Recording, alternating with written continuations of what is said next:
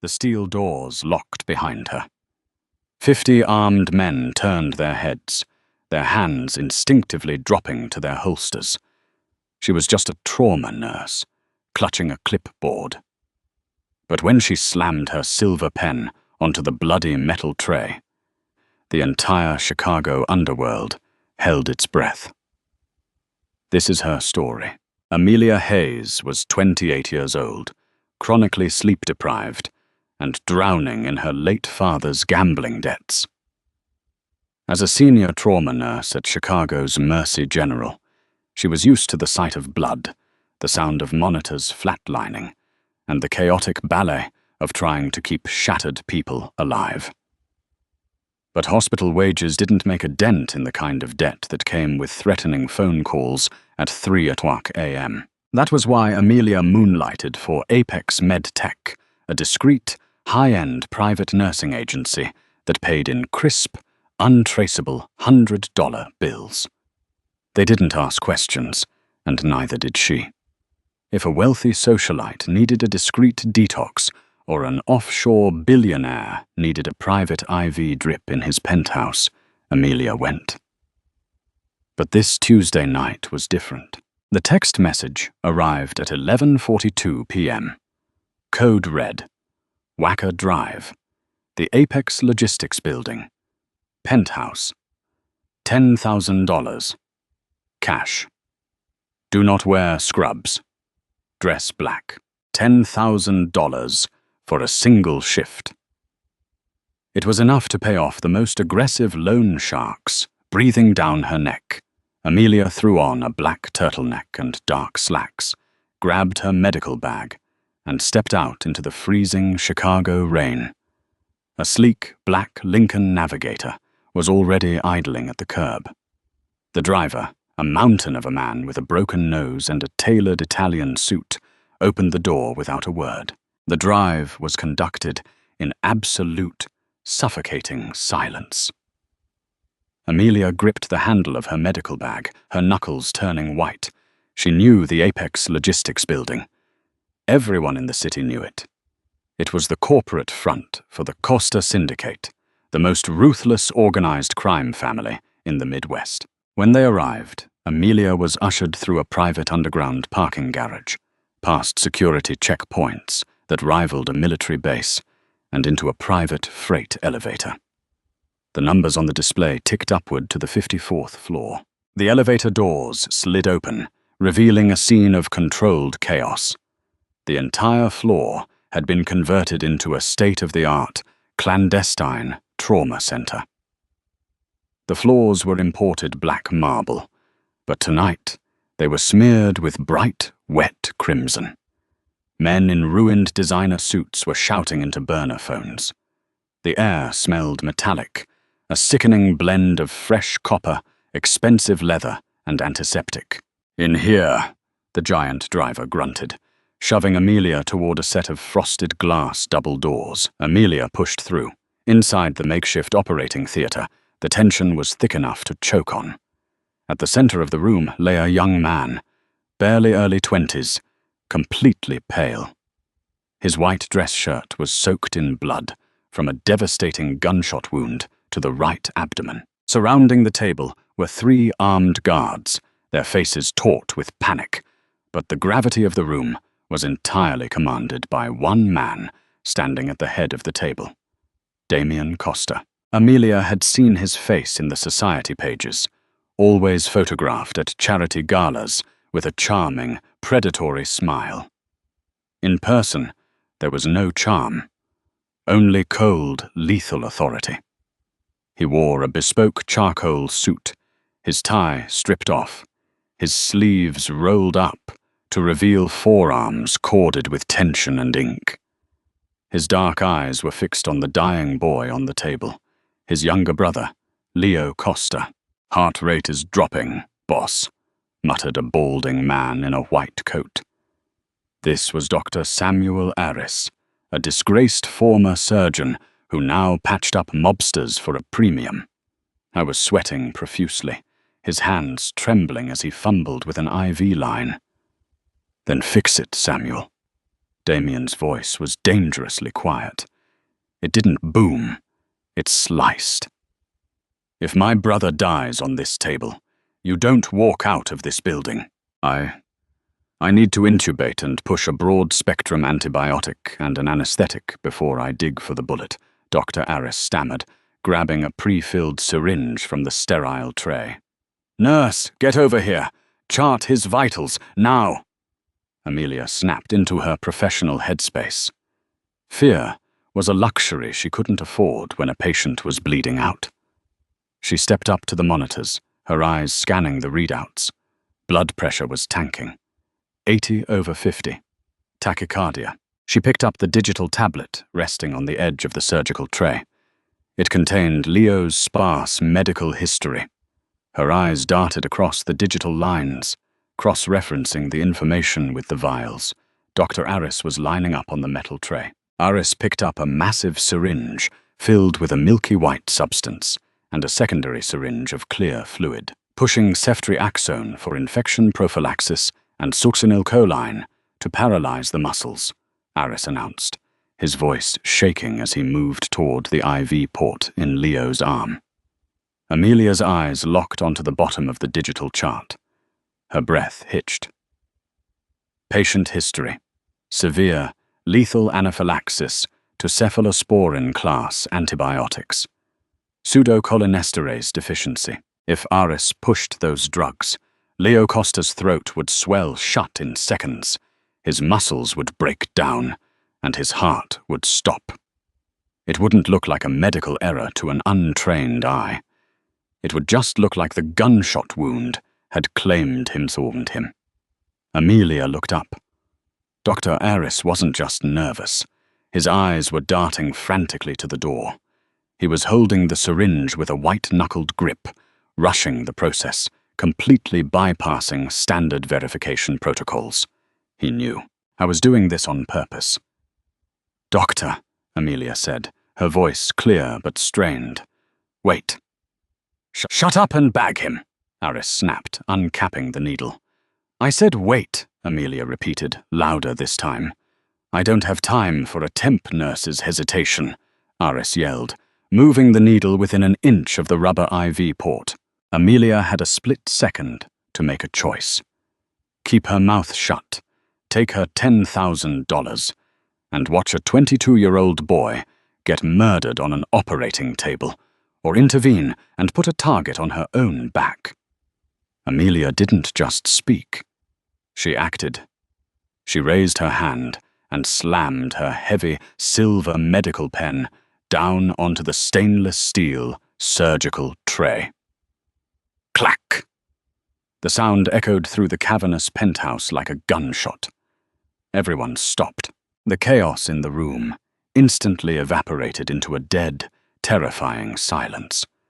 The three armed guts immediately drew their weapons, the hollow shh clack of safeties being switched off ringing in the air. 3 laser sights painted red dots on Amelia's chest and forehead. Dr. Aris froze, the needle hovering millimeters from the IV line. Damien Costa slowly turned his head, his dark eyes locked onto Amelia. The temperature in the room seemed to drop 10 degrees. He didn't yell. He didn't draw a weapon. He just stared at her with a look of pure, unadulterated calculation. "Who the hell are you?" Damien asked, his voice a low rumble that vibrated in Amelia's chest. "Amelia Hayes. I'm the trauma nurse you hired," she said. Her heart was hammering against hers like a trapped bird, but she forced her hands to remain completely still. She looked Damien dead in the eye, refusing to look at the red laser dots on her shirt. "And if you let him push that syringe, your brother will be dead in 45 seconds. Dr. Aris's face drained of color. "Boss, she's insane. She's just a temp. Leo is crashing. I need to push these meds now, or we lose him to shock." Damien didn't look at Aris. His eyes remained fixed on Amelia. "Explain. Now. You have 10 seconds. "Look at the chart," Amelia commanded, her voice steadying as her medical training took over. She pointed the tablet toward Damien. Your brother has a documented pseudocholinesterase deficiency and a severe allergy to cephalosporins. Dr. Aris is holding ceftriaxone and succinylcholine. Together, they will cause immediate, irreversible, anaphylactic shock and respiratory paralysis. His heart will stop, and you will think it was from the blood loss. It won't be. It will be an execution. The silence that followed was deafening. Damien's gaze slowly shifted from Amelia to Dr. Aris. Aris was trembling violently now. Sweat dripped from his chin. Boss, it's a mistake in the chart. I know what I'm doing. I've been your doctor for 5 years. Are you going to listen to some street-level nurse over me? Aris, Damien said softly. Look at me. The doctor swallowed hard, looking up. Did you check his chart? Damien asked. We were in a hurry, boss. He was bleeding out. Did you check it? Damien's voice rose slightly, a crack of thunder in the quiet room. Amelia watched as the puzzle pieces clicked together in Damien's mind. The Costa Syndicate was currently in a brutal turf war with the Russo family. A hit had been put out on Leo tonight. It had failed, but Leo was badly wounded. Who better to finish the job than a compromised doctor inside the Costa's own secure fortress? He didn't just fail to check it, Amelia interjected boldly, surprising even herself. These specific drugs aren't standard first line for trauma unless you're intentionally bypassing safer alternatives. He bypassed 3 other safe anesthetics in that cabinet to choose the one that would kill your brother. Damien's jaw clenched. The muscles in his neck jumped. Take him, Damien whispered. The 3 guards instantly lowered their weapons from Amelia and converged on Dr. Aris. The doctor screamed, dropping the syringe as 2 massive men grabbed him by the arms, dragging him backward away from the operating table. Boss, no! The Russos threatened my family. They said they'd kill my wife, Aris sobbed, his heels dragging across the bloody marble floor. I had no choice. Damien, please! Take him to the basement, Damien ordered, his back already turned to the traitor. The heavy, frosted glass doors swung shut, muffling the doctor's frantic screams. Damien stepped up to the opposite side of the surgical table. He looked down at his brother, whose breathing was becoming shallow and ragged. The monitor beeped frantically. He then looked up at Amelia. The lasers were gone. The hostility in his eyes was replaced by a desperate, burning intensity. Can you save him? Damien asked. Amelia looked at the surgical tray, then at the gaping wound in Leo's side. She wasn't a surgeon. She was an ER nurse. But she had assisted in 100 trauma surgeries, and she knew the anatomy of a gunshot wound better than most residents. I need an extra pair of hands, Amelia said, ripping open a sterile gown and throwing it over her clothes. She shoved a pair of latex gloves toward the most dangerous man in Chicago. Scrub in. You're going to hold the retractors. Damien Costa didn't blink. He took the gloves. Tell me what to do, he said. For the next 2 hours, the penthouse turned into a desperate battlefield. Amelia took total command. She shouted orders at the remaining mobsters, forcing them to fetch blood bags, apply pressure, and monitor the vitals while she meticulously cleaned the wound, located the severed artery, and clamped it off. Damien stood right beside her, his hands covered in his brother's blood, following her every command with terrifying precision. He didn't flinch. He didn't question her. Whenever Amelia demanded a tool, he had it ready. As they worked, a strange electric synergy formed between them over the bloody operating table. Amelia was in her element, fierce and uncompromising. Damien watched her, his sharp eyes taking in the way she commanded the room, unbothered by the fact that she was surrounded by murderers and criminals. She was entirely focused on the life under her hands. Finally, after what felt like an eternity, the monitors settled into a steady, rhythmic beep. The bleeding was stopped. The bullet was sitting in a metal kidney dish. Amelia stepped back, peeling off her blood-soaked gloves. She leaned against the stainless steel counter, her chest heaving, the adrenaline finally beginning to crash. "He's stable," Amelia breathed out, wiping sweat from her forehead with the back of her arm. "He needs a real ICU, but he'll make it through the night." Damien stood at the head of the table, staring at his brother's rising and falling chest. He slowly stripped off his own gloves, throwing them into the biohazard bin. He picked up a damp towel and wiped his hands, then turned his full attention back to Amelia. The silence returned, but this time, it wasn't filled with the threat of violence. It was heavy with something else. Something Amelia couldn't quite define. Damien walked slowly around the table, stopping just a few feet in front of her. Up close, he was even more intimidating. He smelled of cordite, blood, and expensive cedar. He reached into the inner pocket of his ruined suit jacket, pulled out a thick envelope, and tossed it onto the counter next to her. "50,000, Damien said quietly. "For tonight." Amelia looked at the envelope, then up at him. The agency agreed on 10. "The agency is done with you," Damien stated, his voice leaving no room for argument. "You don't work for them anymore. You don't work for Mercy General anymore." Amelia frowned, a spike of panic hitting her chest. "Excuse me. You can't just—" "Your father," Damien interrupted smoothly, stepping half a pace closer. "Robert Hayes. He owes the Falcone crew 120 grand. They were planning to collect your kneecaps by Friday." Amelia froze. Her blood ran cold. How did he know that? "As of 5 minutes ago," Damien continued, his dark eyes trailing down to her trembling hands and back up to her face. "That debt has been bought by me. It's wiped clean." Amelia swallowed hard. "Why would you do that?"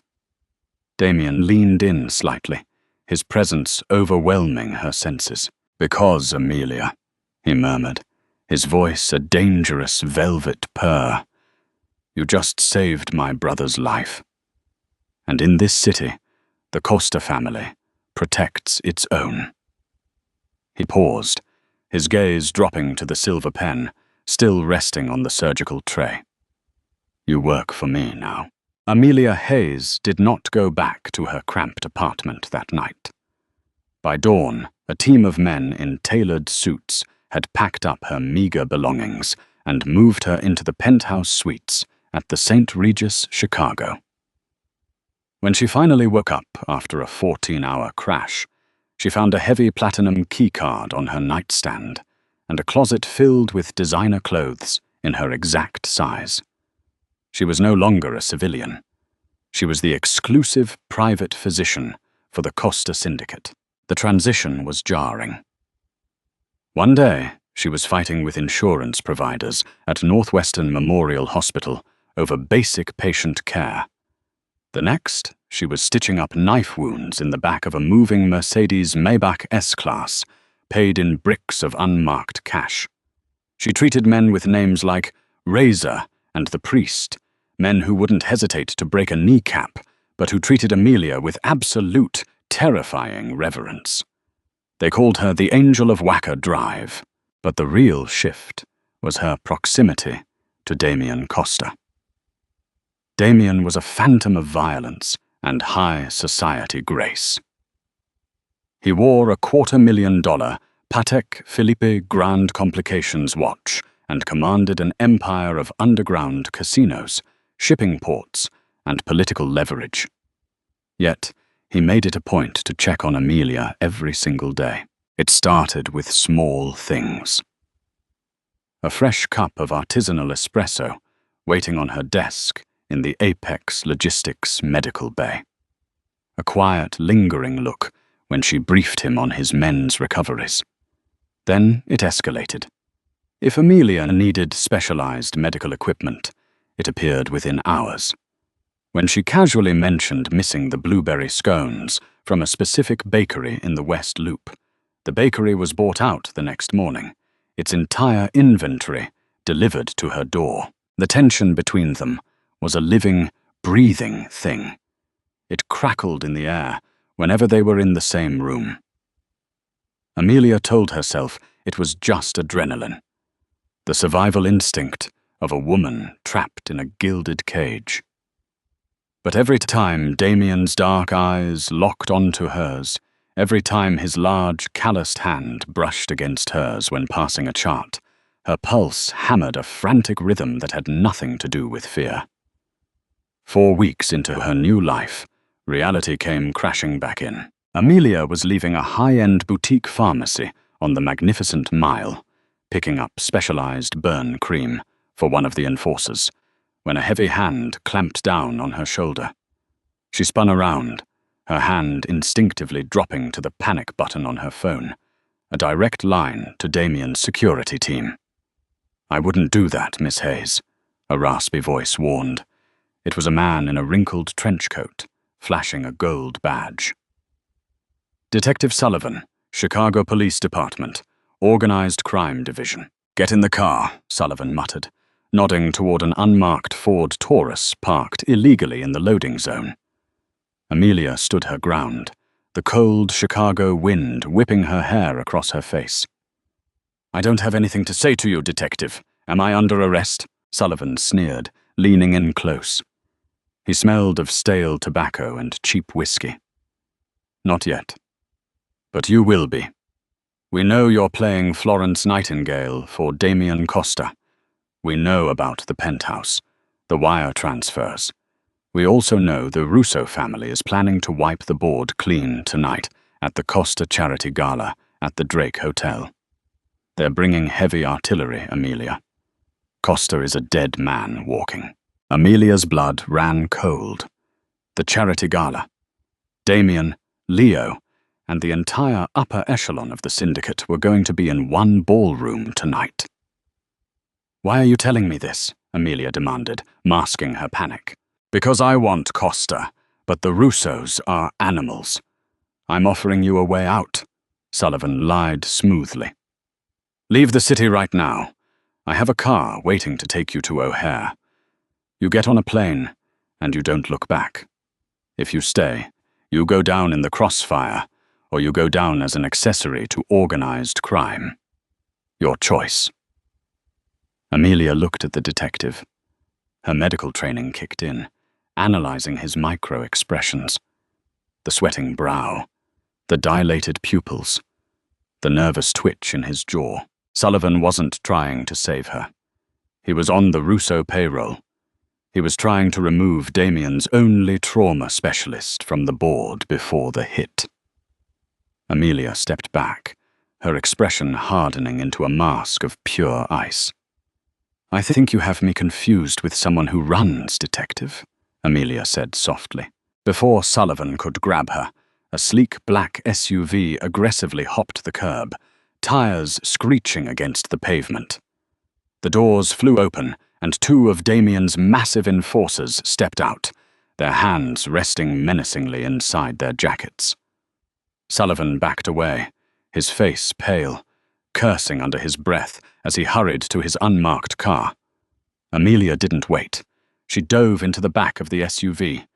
"Get me to the Drake, right now! Step on it!" The Gold Coast room at the Drake Hotel was a masterpiece of crystal chandeliers and velvet drapery. It was filled with Chicago's elite, politicians, judges, and billionaires, all blissfully unaware that they were sipping vintage Dom Perignon courtesy of the city's most lethal crime boss. Damien Costa stood at the center of the room, looking like a dark god in a custom Tom Ford tuxedo. Leo, fully recovered from his gunshot wound, stood by his side, laughing with a city alderman. When Amelia burst through the gilded double doors, the security detail immediately parted for her. She was breathless, her coat thrown hastily over her scrubs. Damien's eyes found hers instantly across the crowded room. He excused himself, cutting through the sea of socialites with predatory grace. When he reached her, his hands immediately went to her shoulders, his thumbs mapping the tension in her muscles. "What's wrong?" "You're shaking," Damien demanded, his voice low, his eyes scanning her for injury. "The Russos," Amelia gasped, grabbing the lapels of his tuxedo. "They're hitting the gala. Tonight. Sullivan from the CPD is on their payroll. He tried to intercept me to keep me away. You have to get everyone out." Damien didn't ask questions. He didn't doubt her for a fraction of a second. His jaw locked, his eyes darkening to pitch black. He raised his hand, signaling his head of security, but it was too late.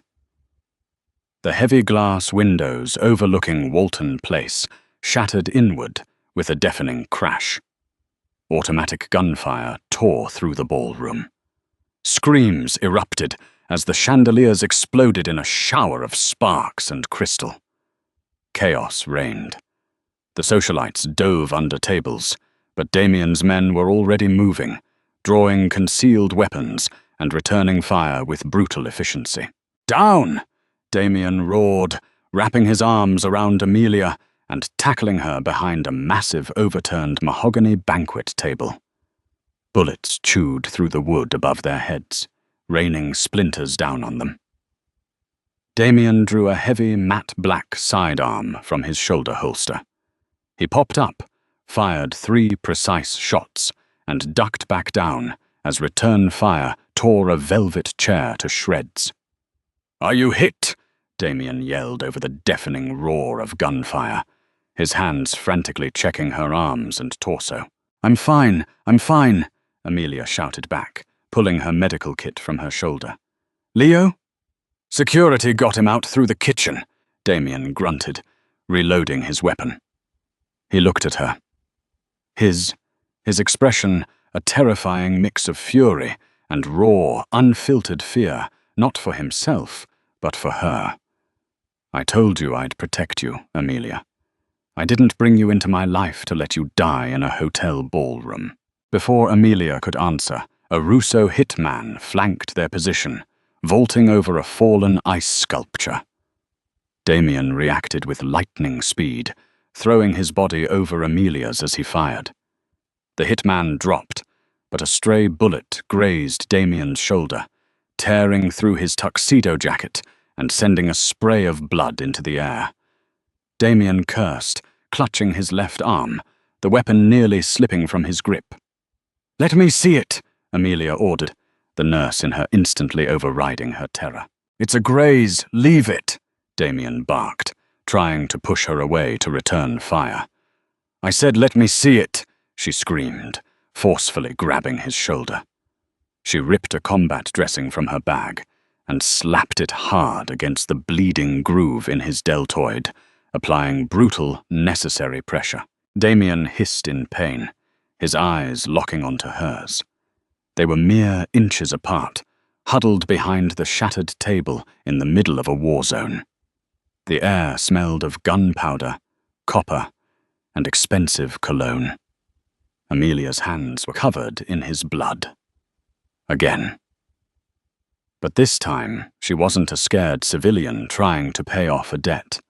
She was a woman fighting for the man she had inadvertently fallen for. "You're not dying tonight, Damien," Amelia whispered fiercely, her eyes blazing with a fire that matched his own. "Do you hear me? You don't get to die on me." Damien stared at her, chest heaving. The gunshots around them seemed to muffle, fading into white noise. He reached up with his good arm, his blood-stained fingers cupping the back of her neck, tangling in her hair. "I belong to you, Amelia," Damien growled, his voice vibrating with a primal, possessive intensity. "Since the second you dropped that pen on the tray, you owned me." He pulled her in and crashed his lips against hers. It was a desperate, violent kiss, tasting of adrenaline, fear, and absolute certainty. Amelia kissed him back with equal ferocity, her hands gripping his bloodied shirt, anchoring him to her in the chaos. When they finally broke apart, Damien's eyes were completely changed. The fear was gone. Only the ruthless king of the Chicago underworld remained. "Stay here," he ordered softly, kissing her forehead. Damien stood up from behind the barricade. The ensuing 5 minutes were a masterclass in calculated violence. With his men rallying behind him, Damien ruthlessly pushed the Russo hitmen back, neutralizing the threat with cold, mechanical precision.